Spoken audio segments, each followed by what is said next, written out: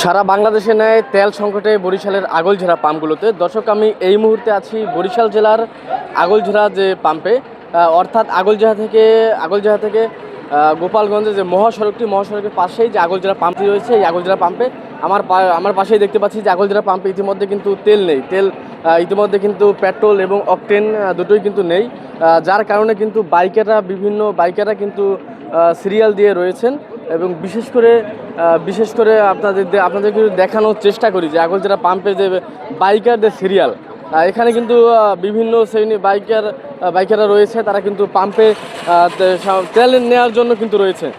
আমাদের তাদেরকে কিন্তু দেখানোর চেষ্টা করি যে সারা বাংলাদেশে ন্যায় কিন্তু এই তেলের সংকটটা দেখা গিয়েছে। এবং বিশেষ করে এই সংকটটার প্রধানত কারণ, বিশেষ করে আগামীতে যারা 2 থেকে 3 লিটার তেল নিত, এখন বর্তমানে তারা ট্যাঙ্কি ফুল করে এমনটাই জানিয়েছেন পাম্প কর্তৃপক্ষ। এবং বিশেষ করে এই পাম্পে কিন্তু সর্বোচ্চ 200 টাকা করে তেল দেওয়া হচ্ছে। এবং বাইকারদের কিন্তু একটি দীর্ঘ লাইন দেখতে পাচ্ছি আমরা। বাইকারদের যে লাইনটি, আমরা বিভিন্ন শ্রেণীর মানুষ কিন্তু এখানে তেল নেওয়ার জন্য দাঁড়িয়ে আছে। তেল কিন্তু এখন দিতেছে না আগলঝরা পাম্প কর্তৃপক্ষ। ইতিমধ্যে কিন্তু আগলঝরা পাম্পে কিন্তু তেল পৌঁছে গিয়েছে। তারই ধারাবাহিকতায় কিছুক্ষণ পরেই তেল দেওয়া হবে এবং সর্বোচ্চ 200 টাকা করে তেল দেওয়া হবে। ইতিমধ্যে আগলঝরা পাম্পে দেখতে পাচ্ছি বাইকারদের ভিড়।